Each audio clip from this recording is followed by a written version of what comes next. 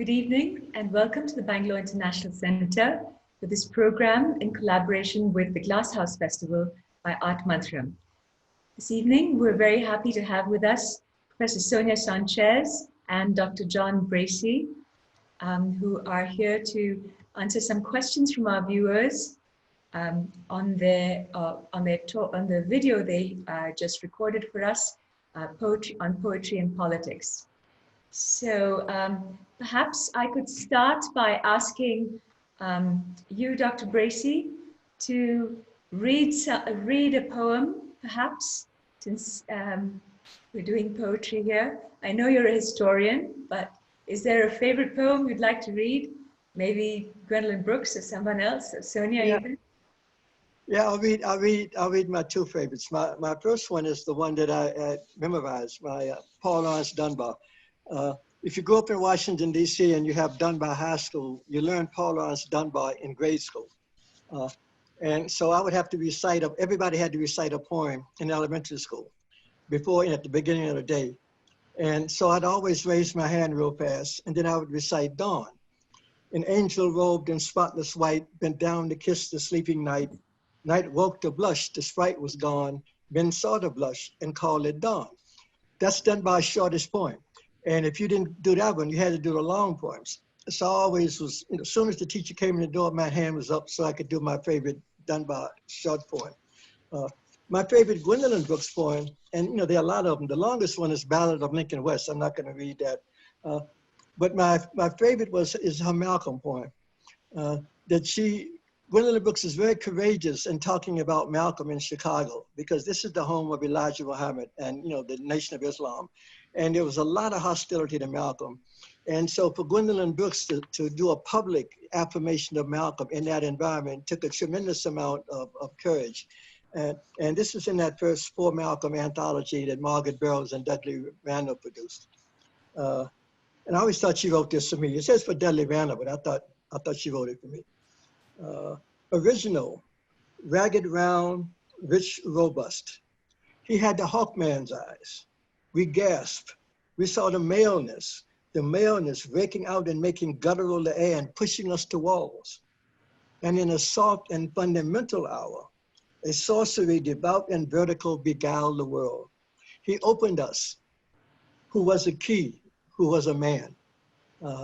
That to me validated, as a young Black man, that we weren't wrong to follow Malcolm. That Malcolm was not, a hoodlum or a maniac or a hate white people kind of person. That he was necessary for us to get us from being Negroes to Black people. And Gwendolyn Brooks captured that, in just those short lines, and it always kind of sticks with me. You say, well, what did Malcolm do? I say, Malcolm made Negroes into Black people. And that's good enough. If he did nothing but that, that's a lifetime's worth of achievement. And that poem captures that transformation very well. That Malcolm came and he, you couldn't be the same after that. He looked at you, he pushed you up against the wall. Like, what are you gonna do? With words. And Gwendolyn captured that. So that's probably my favorite Gwendolyn Brooks poem. Next to Lincoln West. Lincoln West is the one I really love, but I'm not gonna read a half an hour Lincoln West poem. Professor Sanchez, would you agree that poetry captures something in a few lines, which people talk about in long speeches for hours? Certainly, I think that is the case. I know when 9/11 happened, I received a number of calls from newspapers, and the question was, Professor Sanchez, can you tell me what poem would be important for us to go? What poetry should we read now, since we are so involved with this kind of death and dying? They didn't say what article, what play, what short story, what novel, but what poem, which I think is quite so relevant. And since Brother John did a Malcolm poem, there was a collection of poetry by Malcolm that Dudley Randall did at the beginning of his press. And there's a whole collection of poetry to Malcolm. So I would like to read my Malcolm to juxtapose it next to our dear brother John's poem with Sister Gwen and Sister Margaret Walker. Some of the older writers wrote in this anthology called For Malcolm. They came and celebrated our dear brother. This is the poem that I sent to Brother Dudley Randall, who was beginning something called Broadside Press. Malcolm, do not speak to me of martyrdom, of men who die, to be remembered on some parrot day. I don't believe in dying, though I too shall die, and violets like castanets will echo me. Yet this man, this dreamer, thick-lipped with words, will never speak again. And in each winter, when the cold air cracks with frost, I'll breathe his breath and mourn my gun-filled nights. He was the sun that tagged the western sky and melted tiger scholars while they searched for stripes. He said, forget you, white man. We have been hurled too long. Nothing is sacred now, not your white face, nor any land that separates until some voices squat with spasms. Do not speak to me of living. Life is obscene with crowds of white on black. Death is my pulse. What might have been is not for him or me, but what could have been floods the wound until I drown. The poem done for Brother Malcolm in a collection that Brother Broadside Press, coming into view for us all, that they published all these poems by people, black, white, brown, yellow, all these people who wrote these poems celebrating the life and death also of Brother Malcolm.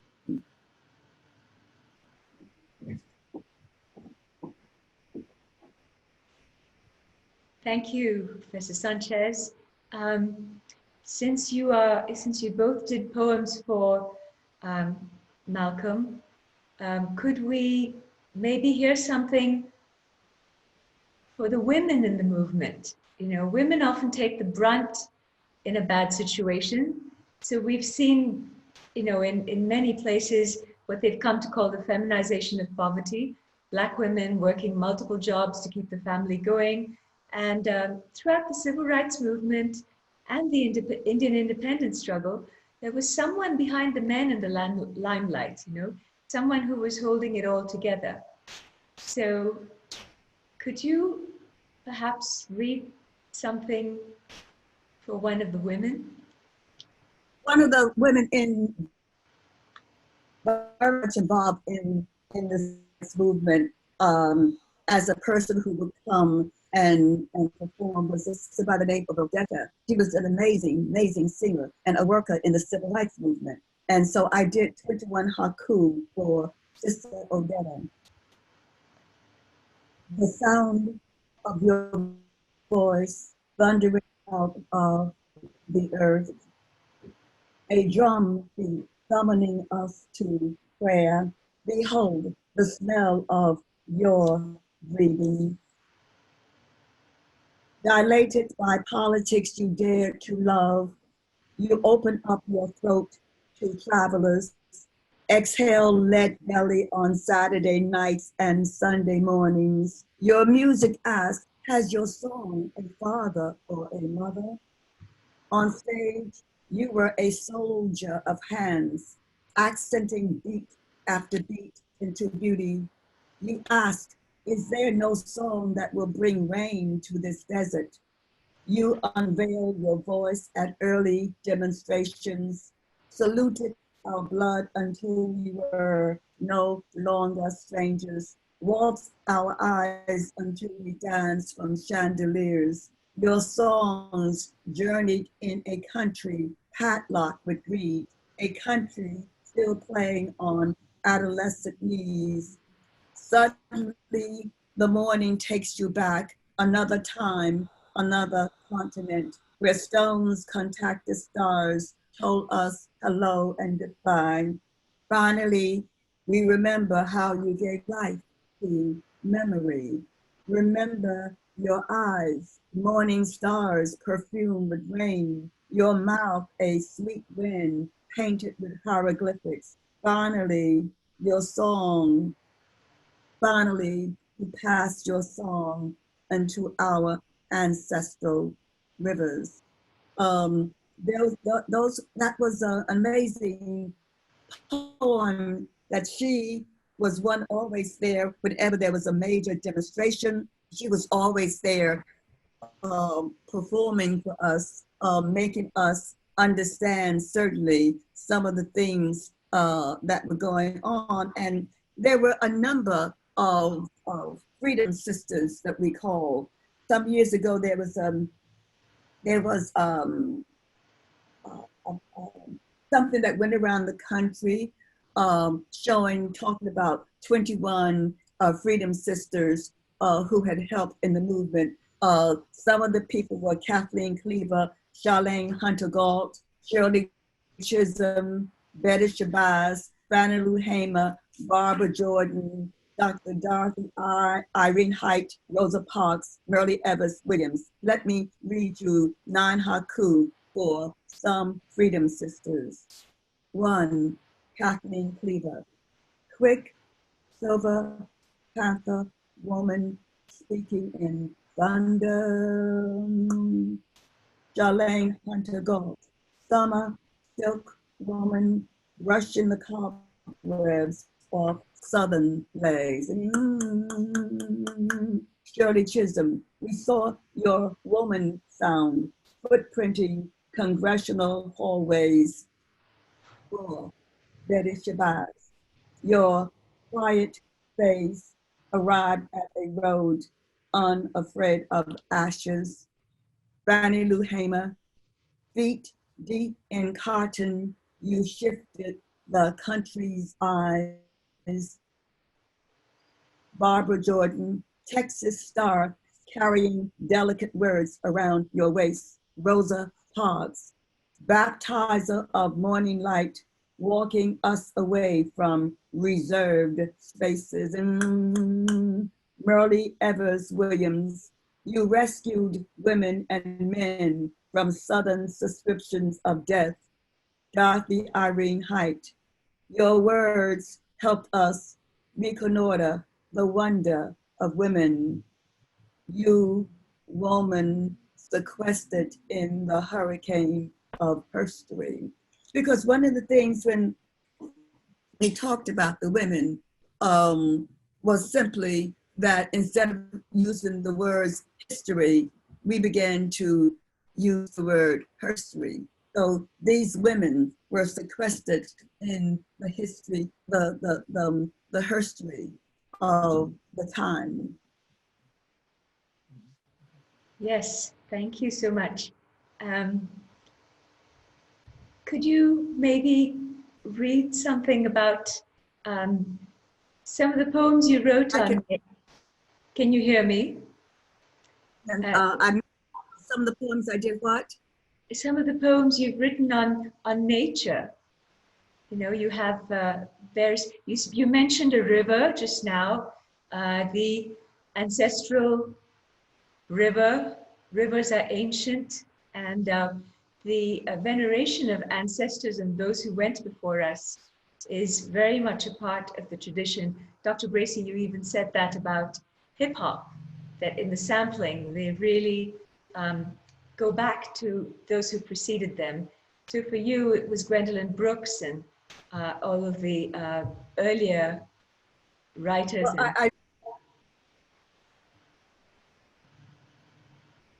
Go ahead, or read anything that you would like to read. So I put some of the pieces down. What I will do is that I will read you a piece that I did for someone by the name of Gerald Penny, who came to Amherst College in 1973. And also, I used this poem for Trayvon Martin, who died at 17 years of age. A poem of praise. Man is an alien in this world in spite of all the pleasures. Man is an early traveler who tastes in himself the world. When you wake up in the morning, man, meditate on your beginning. Meditate as you flow in the waters of your birth. Meditate on the 9 months you rest unseen and the world awaits you when you come soiled and crying. And they pick you up once more up your arm. At first, you do not speak and your legs are like orphans. At first, your two eyes cross themselves in confusion. At first, breasts of milk, the sweetness of this world. There is 1 year is good in the sight of God. You are worthy of praise. All things that he makes are worthy of praise. In your days made up of dreams, in your eyes made of dawn, you walk towards old age, child of the rainbow, child of beauty. Through the broad fields, and your eyes gained power, and your limbs grew long like yellow corn, an abundance of life, an abundance of joy. With beauty before you, you walk towards old age. There is nothing which does not come to an end, and to live 7 years is good in the sight of God. Silently to life you spoke, young child, you praised life, coming as a river between years, and your laughter was like red berries in summer, and your shouting like giant eagles. As you walk towards old age, young male child, your voice harnessed the wind. There is nothing which does not come to an end, and to live 14 years is good in the sight of God. Father, behold me in a sacred manner. Mother, behold me in a sacred manner. My family sitting holy, behold me in a sacred manner, for I am man, and I must run with the evening tide, must hold up my hands, for my life is opening before me. I'm going to walk far to the east. I hope to find a good morning somewhere. I am going to raise my own voice. I hope to have peace somewhere. Father, Mother, behold me now. I have moved to a house of darkness, but your memories of me light my way. I do not cry, for I am man, no longer a child of your womb. There is nothing which does not come to an end, and to live 17 years is good in the sight of God. Yeah, that's Sonia's poem that pushed Amherst College to name the cultural center after Gerald Penny. When a young man died when he was taking the swimming test, and the lifeguards weren't paying attention, and he drowned, and the school tried to cover it up and not deal with it. And Sonia rallied the Black community and the Five College community to acknowledge the death of this young man. And this poem was one of the lasting kinds of impacts, because you couldn't get away from it. You know, a press release goes away, but if every time you want to bring it up, you read that poem. You know, I still use it when I have to do eulogies for younger people. You know, somebody's cousin or somebody dies, and say, well, what do you say about somebody 15 or 16? So I go to Sonia's poem, because it captures the stages of life that are cut off. You know, and I mean, poetry has a lot of value. You know, and can serve a lot of purposes. Especially in the present times. You know, I think your poem really gives us a sense that there's something much larger than us and beyond us. Right. So when so much of death seems to be all around us today. And also death is around us, but also life. Life is always around us. And that's the point. And that is the point of you doing this program. That is the point of Professor Bracey doing the program, and also continuing to teach, and all of us to write, and to hold up the idea of truth, to hold up the idea of peace, to hold up the idea of justice, to hold up the idea that we're all on this earth trying to live a righteous kind of life, and we must always struggle so to make sure that we succeed. This is an earth that requires now justice. This is an earth now that requires people to make a sound of life, not a sound of death, not a sound of marching, not a sound of boots, but as the sound of people, caressing this earth, making sure that the water is clean, making sure that the sky and the earth is clean, making sure that our children live to be 80 and 90 years of age, making sure at some point that we bring out back the whole idea of humanity, that we men and women and children must populate this earth together, must walk in peace together, must hold our heads up high together and say, that is why we're here on this earth. That is why we need to be here on this earth. And Yeah. on that, I did, were you going to say something, Brother John? I'm sorry. Yeah, no, I was just going to say briefly that at our worst time before 100 years ago, when we couldn't get the right to vote, people were being lynched. There was no way to go but down. You're at the bottom, you're hitting rock bottom. And what do? We get a poet, James Weldon Johnson, and his brother who composed the Negro National Anthem. What kind of people in their right minds have a national anthem when they can't even walk out of the house without fear of being lynched? Black people. Right? It said, let us march on to victory is won. It's stoning the road we've trod, bitter the chastening rod. It's like, you can come through this, and it's that song that everybody held on to. When I came up in elementary school and junior high school, till I got to integrated schools, that was the national anthem. The Star Spangled Banner was what white people sang.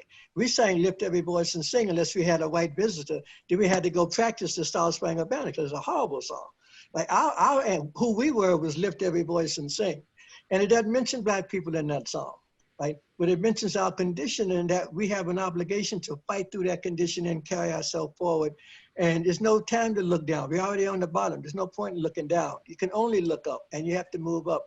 And it's a poet that did that, James Weldon Johnson, and his brother, he's a musician. So they put it to words so people can sing it. That's for poetry can heal. Poetry can pull people together so you know who you are when people tell you you're nobody. And we held on to that. We sang that. You jumped up immediately when somebody started the first word. You stood on your feet because that's your song. That's who we are. And now they're gonna play it at football games. They've scared white people enough that they're gonna sing "Lift Every Voice and Sing" instead of the national anthem at the beginning of National Football League games, which is again, it's telling you something. It's like we haven't gone nowhere. We may be dying, we may be abused, but we haven't gone anywhere, and we will be here. We will get through this. We got through slavery, we'll get through this. And it's a song and a poem put to music, and words is music that we hold on to in these kind of bad times. You can't take that away from us. You can be dirt poor and you can sing that song. You can be dirt poor and do a poem. You can do dirt poor and recite hip hop lyrics to tell you who you are. Fight the power, fight the power, fight the power that be. That's everywhere. And Thank you. Yeah, go ahead. Our director, Mr. Ravi Chander, had a question. He wanted me to ask what you thought of, the Black Lives Matter being read as All Lives Matter. Do you have a response to that, Professor Sanchez? All Lives Matter as opposed to Black Lives Matter? Well, it's very obvious that all lives matter, but the point of saying simply Black Lives Matter is certainly bringing attention to the deaths of so many young Blacks along the way, and Blacks, period. So the whole point of the Black Lives Movement with these three sisters who brought this forward, who talked to each other about it, who sent messages to each other, who brought it on the scene, they were saying out loud, Black Lives Matter. You got to listen to that because most evidently you don't think that's true. You can't continue to kill the Blacks that you kill, the young men and the young women that you kill. That means that you don't really believe that Black Lives Matter. So yes, this is so important for us to understand, to have all people, all these young people who are demonstrating as they go, and they hold up their signs that say, to remind an America, to remind a world that Black Lives Matter. You got to hear this. You got to understand that. This has got to give you direction. This has got to make you understand that you can no longer ignore the idea that Black lives, are being wasted and being killed. So we must now say simply, Black Lives Matter. Say it again. Black Lives Matter. Say it again. Put it into your bloodstream. Let it move throughout your bloodstream down to your feet, down up to your head, that every day you wake up with that chant. Today I'm going to reiterate. Today I'm going to iterate. Today I'm going to say again and again, Black Lives Matter. Do you hear me? Black Lives Matter. Black Lives Matter. You've got to remember that when you are engaging a young Black man and a young Black woman, you got to look up and say and remember the words, Black Lives Matter. This is a Black life. What am I doing attacking this Black life? Black Lives Matter. And I think that is so important for us truly to understand at some point. And we give praise to these young sisters and these young demonstrators, Black, white, brown, yellow, gay, straight, right, all these transgenders, all of these people out on the streets of America saying, we are here to announce Black Lives Matter. Hear it, say it, hear it, kneel down and remember Black Lives Matter, because until you say this and understand this, we're not going to make the greatest amount of progress that we should make in this country and in the world. Yeah, yeah. Yeah. Thank you. And quite simply, a white father doesn't have to tell his teenage sons how to behave in front of the police. I have to do that with my sons. Right? No white father has to say, when you pull over, keep your hands on the steering wheel. Right? Do not move until the policeman tells you to move. Right? If you are stopped, in a shopping mall and the police come up on you, keep your hands visible. Don't move your hands toward your pocket. Don't reach for an ID until they ask you to reach for an ID. Right? Keep your voice low. Keep your voice polite. If you want to file a complaint, file it the next day when you're still alive. No white father has to say that to their sons. I have to say that to my sons. Right? I have to tell them when they walk out the door how they should move in the world that sees them as less than. They don't have money from their uncle, which can buy the shopping mall. They can go into any store and buy anything they want. They have a person that follows them around like they're going to steal a TV set or they're going to steal a computer, whatever. They can buy it. Right? While the white kids are running off with stuff because they're following my sons around. Their friends love to go shopping with them because they follow Brian and JP around and nobody's watching them. But white fathers don't have to teach their sons how to do that. How to go past everyday kind of slight stick and mess up your day. Somebody, looks at you and makes you wait in line or passes you by and goes to somebody else. If you want to spend your whole day fighting that, you can do that. But you have to be able to put up with that so you can make it through the world. And, I've been on this planet 78 years and that still happens. I live in the town of Amherst and I've been here 50 years. That still happens. People will come to the door of my house and ask me, is the owner of the house at home? My house. Been living here 30 years. Like, is the owner home? They assume I'm here to clean the yards or whatever, fix something. I say, this is my house. And they look at you like, oh, that's interesting. Why is that interesting? That's why Black Lives Matter. You have to affirm the humanity of Black people because this society is built upon the notion that Black people aren't human beings and that our lives are of no worth. And that's why we have to over and over again say, Black Lives Matter. Black Lives Matter. Thank you. We have a question from Yumna Hari Singh. In our Black Mary Futures session, Ricky Laurentius brought up the huge furor raised by the statement, there are Black people in the future, and the reaction it caused in Pittsburgh. Could you talk to the current situation where a really self-evident statement can cause a town hall in a city? And she also has another question on the fact that cosmetics for dusky skin are locked up at Walmart, while other cosmetics are sold on the shelf.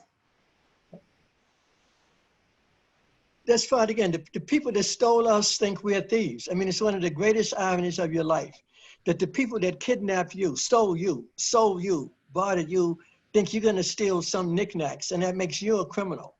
When you're living in a society that's foundational on criminality, you know, you stole the land from Native Americans, you stole our labor, and then you look at us and say, we're the criminals. No, no, no, that's a distraction of the highest order. You know, there are no bigger criminals than people that steal your money every day by charging you horrendous prices for junk that you don't need or don't want, you know, or that steal your wages now, you know, like what the Congress is doing. You know, they don't want to give people enough wage so they go back to work. The solution to the problem now, raise the minimum wage. People go back to work. Why would you go back to work for $12 an hour? You know, and risk death. You know, build hospitals, get nursing homes, you know, treat the workers like people, right? Then people will act like people. That's what's in this world. You know, that's why you have to deal with that. Thank you. Professor Sanchez? I would say the same thing that our dear brother has just said. You know, I think one of the most difficult times that we have as parents is that the day that we wake up and have to begin to tell our children how they must defend themselves against death in this place called America, how they must begin to walk and pay attention to everything. You cannot go out into the world just to flounder. You have to go out in this world at a certain age and pay attention to where you walk, where you go, whom you talk to, what you do when you go into a department store, what you must be aware of, you know, how you must be aware of people, how you move when you see policemen coming to you, how you move when you first learn how to drive and you go out driving by yourself. All these things we have told our children. All of these things that we had, and most especially the male children, but also the female children too, that we have had to tell them, you go out into a world that does not appreciate your Blackness, does not appreciate, you know, who you are, does not appreciate your brilliance, does not appreciate the idea that you can think, that you can learn, that you can walk upright, that you can be human on this earth, that they don't see you as human beings. So therefore, all the things you said reflect the whole idea that, you know, people do not think that we are human beings. And the point of us starting from Black arts, I thought I had the book down here. It's in the family room, the book SOS, Calling All Black People. It's in my family room. You know, that the point of that book, the point of Black arts, motion and movement, the point of all the people, the poets who were poeting and the professors who were teaching and trying to talk about, start a conversation about, you know, what it means to be human. This is what we began to see at some particular point. This whole idea of SOS, you know, this whole idea of saying SOS, calling all Black people, to make them understand that you have got to understand how people look at us. That sometimes I'm always amazed. The thing that amazed me growing up is that I finally had to confront the idea that I was living in a country that did not love me. I mean, that is a harsh thing that happens. You know, a country that looked upon me as an alien, a country that thought I should still probably be enslaved, a country that thought that I should not get a decent education, a country that thought that I should constantly live in slums, I should constantly, you know, live and not have the things that other people have. A country that if you move out to the suburbs, if you move out from your area that they have designated for you, that Sister Gwendolyn Brooks will write a classic poem about a Black family moving out to the suburbs and how the people come and begin to shoot up that house, and how the man has to defend his family from the shots, the death, the dyings, the shoutings, the bullets. No one should have to live in this fashion, but you and I understand that is true.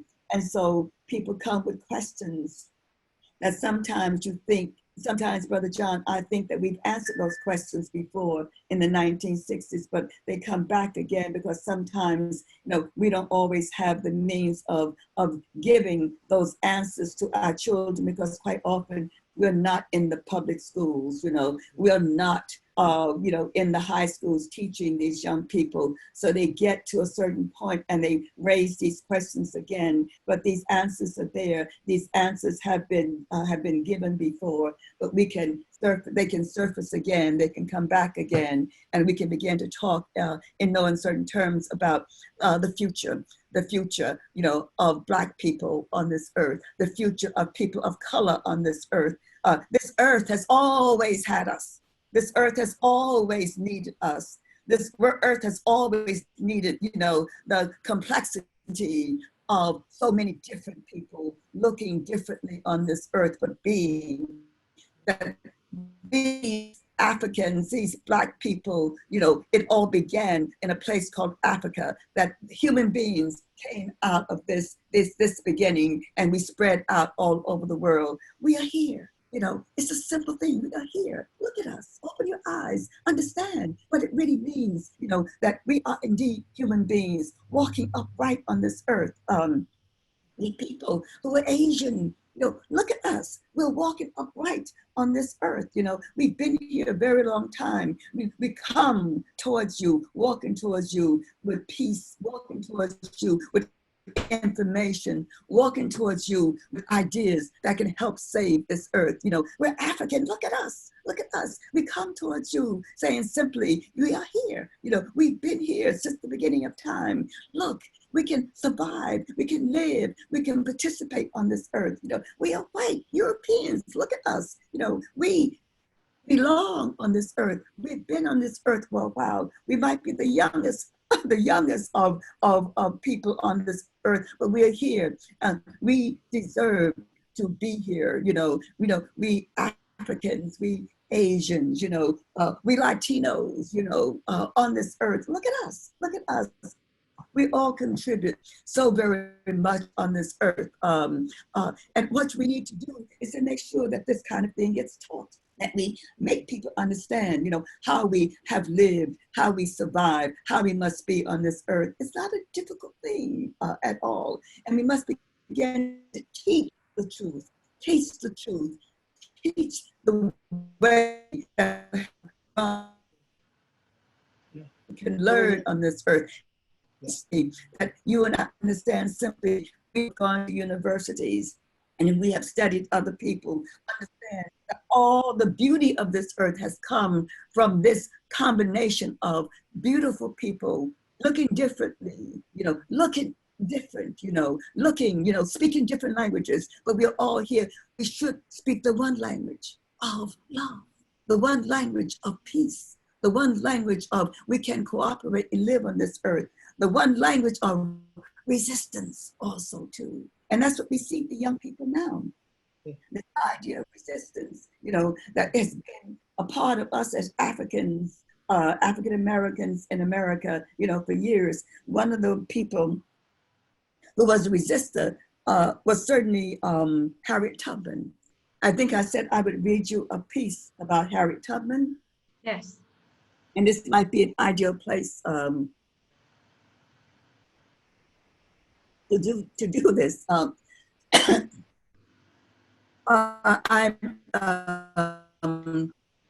teach haiku because I love it so very much. And a sister by the name of Nadine Patterson was doing a workshop at Scribe Video here in Philadelphia. And I came in to teach the haiku, and she was teaching her students how to make, a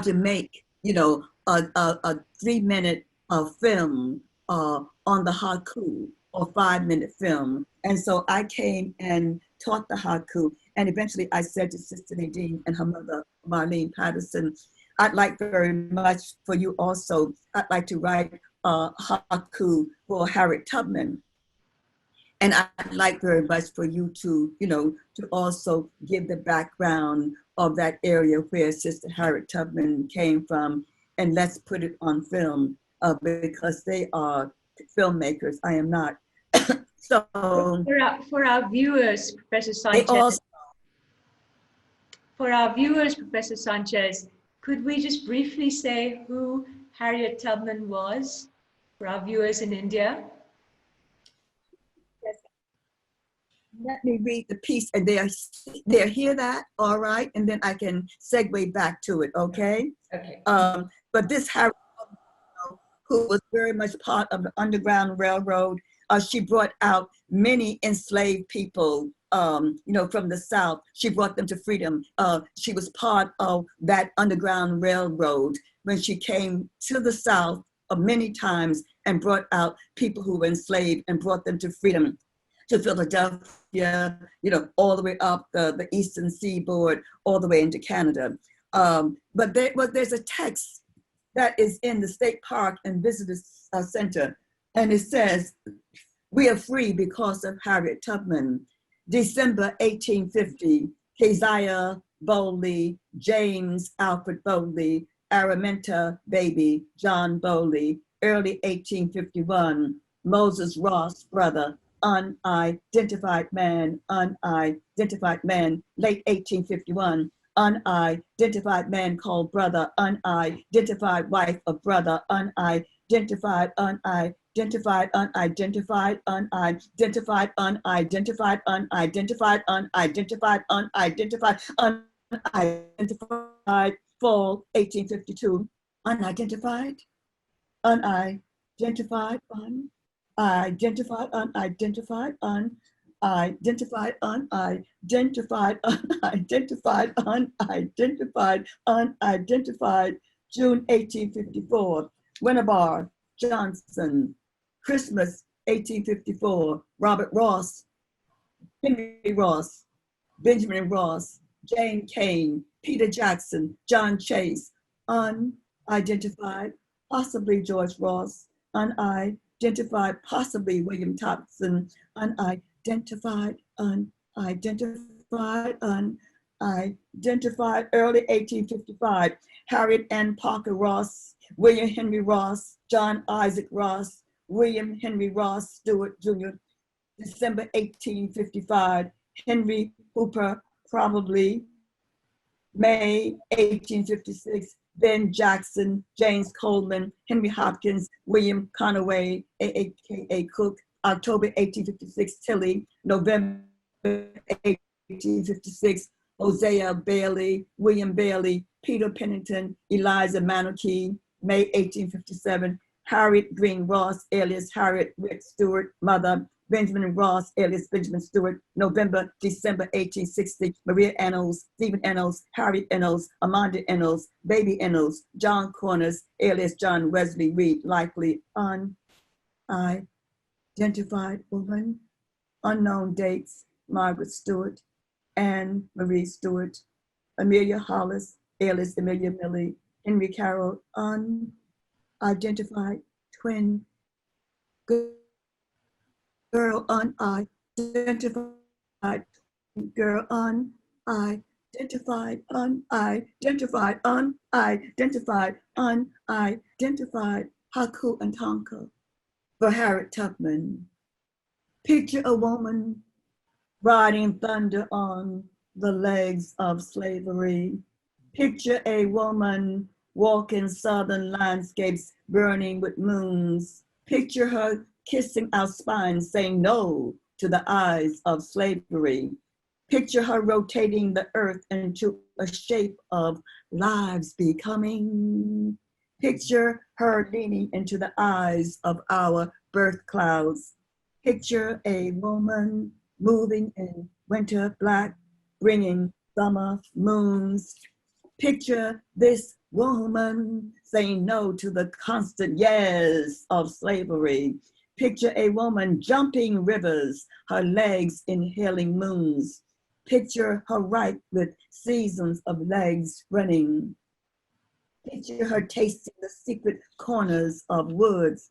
Picture her saying, you have within you the strength, the patience, and the passion to reach for the stars, to change the world. Imagine her words. Every great dream begins with a dreamer. Imagine her saying, I freed 1,000 slaves, could have freed 1,000 more if they only knew they were slaves. Imagine her humming, how many days we got before we taste freedom? How many days we got before we taste freedom? Imagine a woman asking, How many workers for this freedom quilt? Picture her saying, a live runaway could do great harm by going back, but a dead runaway could tell no secrets. Picture the daylight bringing her to woods full of birth moons. Picture John Brown shaking her hands 3 times saying, General Tubman, General Tubman, General Tubman. Picture her words, there's 2 things I got a right to, death or liberty. Picture her saying no to a play called Uncle Tom's Cabin. I am the real thing. Picture a Black woman couldn't read or write, trailing freedom refrains. Picture her face turning southward, walking down a southern road. Picture this woman, freedom bound, tasting a people's preserved breath. Picture her singing Red Moon's Surprising Life. Picture this woman of royalty wearing a crown of morning air. Picture her moon-bent legs dancing inside freedom's guitar. Picture her walking, running, reviving a country's breath. Picture Black voices leaving behind lost tongues. Picture her painting rainbows on a summer-bent people. Picture a woman. Picture a woman walking on freedom legs, a sea spray of life. Picture us all. Picture, oh, picture her moon-bent legs dancing inside freedom's guitar. Picture our moon-bent legs dancing inside freedom's guitar as we demonstrate, as we move towards freedom. Picture us all coming together, resisting, selling our souls, our neighbors to the highest bidder. Picture us singing and changing neighborhood lanes, lanes of death into lanes of resistance and life. Picture us, resisting gossip, resisting the constant chant of me, me, me, me, me, me, me, me, I, into we, chanting we can do this, we can win, we can move ahead together, we, can you say resist? Can you say resist? Picture us in a state of resistance and a state of love, a state of listening to each other, a state of demonstrations, a state of resistance. Yes, as we move towards each other on this earth in love and respect and humility, as we save our children and our people and our country and all peoples from death, from death, from non-freedom, from death. Amen. I say amen to Harriet Tubman. Amen. I say a woman to Harriet Tubman. A woman to all the sisters and brothers moving and demonstrating in the world. I say amen, amen, amen. And a woman, a woman, a woman.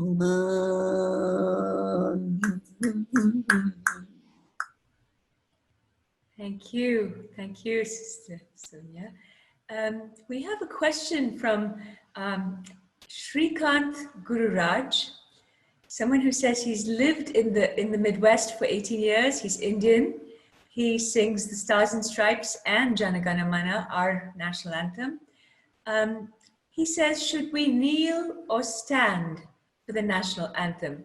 What are your thoughts? Should every single opportunity be seized to reiterate that Black Lives Matter, or are there some occasions that rise above color and are sacred in how American they are? So there was a period in after the 1960s where they didn't play the national anthem because nobody stood. If you went to a football game in 1971, 1972, 1973, they wouldn't play the national anthem because not a single Black person would stand, right? They only brought it back, after the civil rights and Black power movements had been kind of repressed, and you had 10 years of, kind of reactionary politics in this country. And then they reasserted the national anthem with the various wars the country kept getting into. But there was a time when virtually the entire Black population sat during the national anthem.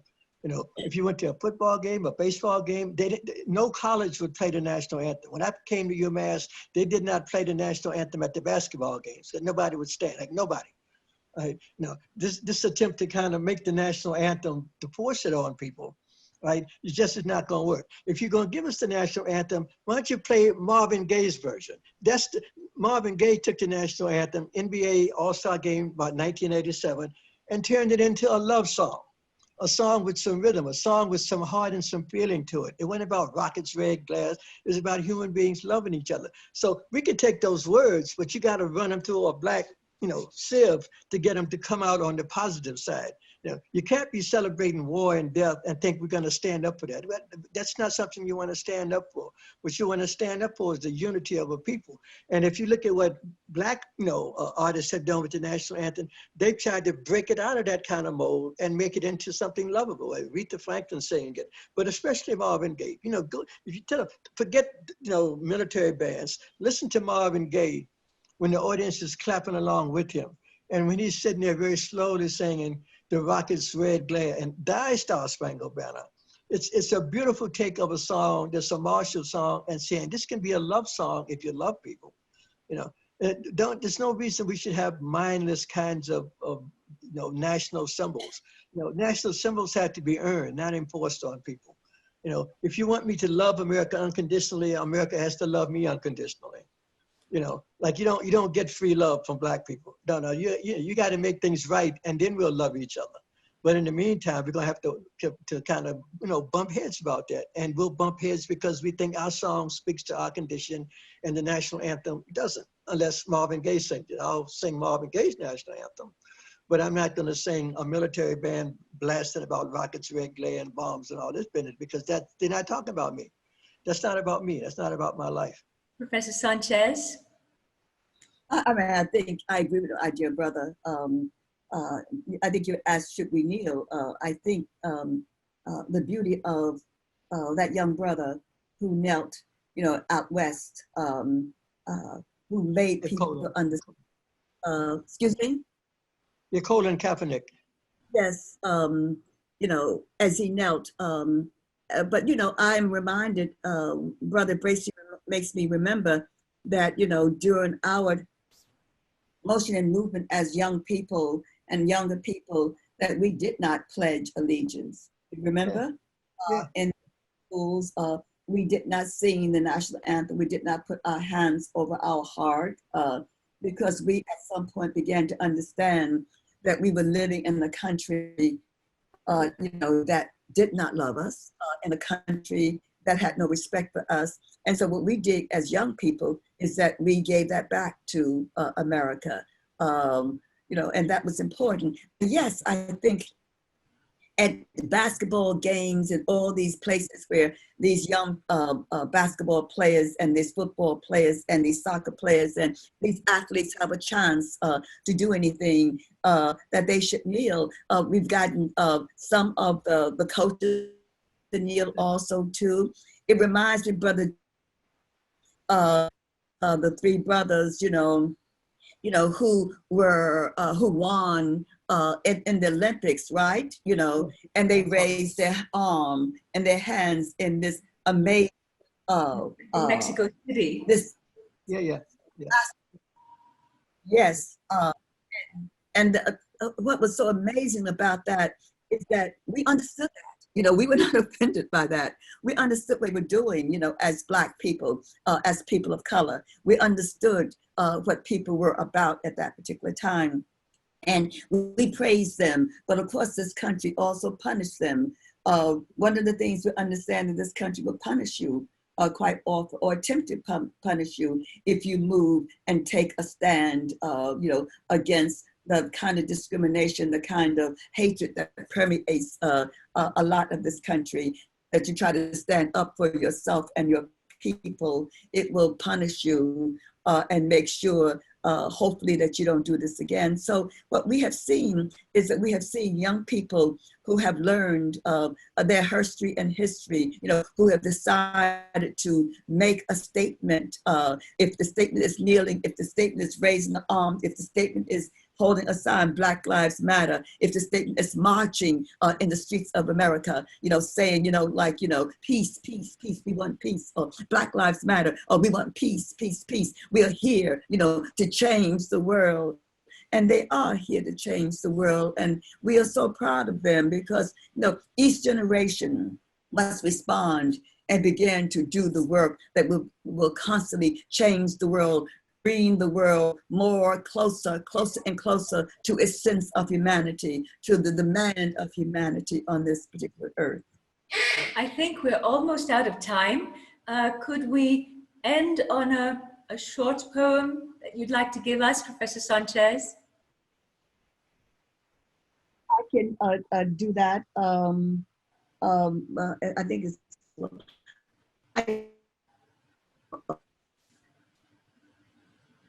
called about writing something a year later, but also that's a number of haiku there. I was in a place called, I visited in 1973, a place called China. We were the first group that went in after President Nixon at the time had visited. We were very progressive people. And I was traveling one Monday morning to the Great Wall of China, and I called home to speak to my children. And after they asked me, had I gotten the swords and the caps and the jackets, whatever, I said to them, Mungu Marani, it's Monday morning. We're going to travel and climb the Great Wall of China. And I heard their young voices say to our Aunt Sarah, Aunt Sarah, Mommy thinks that it's Monday, but it's really Sunday, isn't it?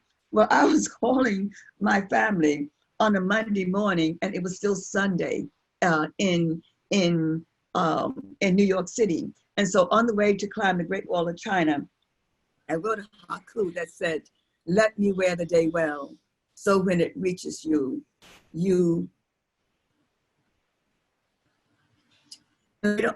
University of Virginia, when I read some poetry there, and I ended up with that haiku. One of the officials stood up and said, Professor Sanchez, thank you for that haiku. If we here in the East learn how to wear our days well, perhaps by the time you get that day in the West, we will have peace. That's what we're talking about. The power of the haiku, the understanding that we here in the East wear our days well. By the time they got the day in the West, they would be obliged to wear it well. So I want to say to your audience and to you, my dear, dear sister and my dear brothers, that we've got to learn how to wear our days well. So therefore, when you get the day that we have won well, there will be peace, that you will understand the need to wear our days well on this earth. That is so important for all of us. And what we have tried to do is to wear for years our days well. So by the time our children get the days, the young activists coming behind us get the days, they too will walk and wear the days well, just as you, my brothers and my sisters overseas in India, will learn how to wear your days well also. Thank you so much. Thank you. Thank you for this evening of poetry and history. Thank you, Professor Sanchez and Dr. Bracey. Thank you for joining us again. Thank you. Thank you. What a joy. Don't forget. Don't forget. Don't forget.